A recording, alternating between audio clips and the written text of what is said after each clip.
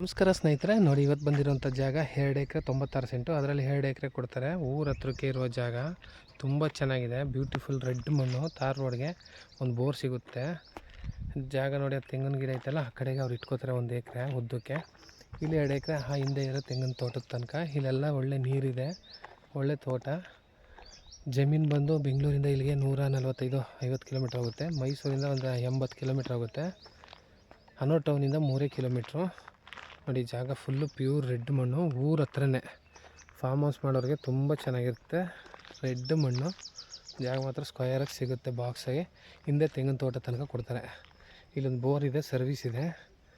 ತುಂಬ ಚೆನ್ನಾಗಿದೆ ಜಾಗ ಮಾತ್ರ. General property. ಇವರು 1 ಎಕರೆ ಉಳಿಸ್ಕೊಂಡು 2 ಎಕರೆ ಕೊಡ್ತಾರೆ.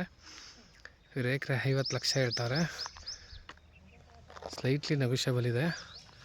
ಊರ ಹತ್ರನೇ, ವಿಲೇಜ್ಗೆ ಸೇರಿದಂಗೆ. ನಾಳೆ ದಿನ ಸೈಟು ಗೀಟು ಕಮರ್ಷಿಯಲು ಮಾಡ್ಬೋದು.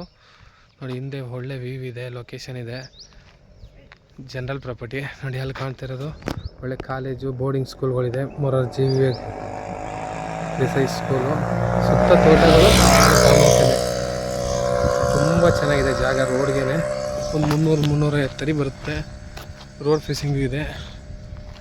ಜಾಗ ಮಾತ್ರ ಸ್ಕ್ವಯರಾಗಿ ರೆಕ್ಟ್ಯಾಂಗಲ್ ಸಿಗುತ್ತೆ.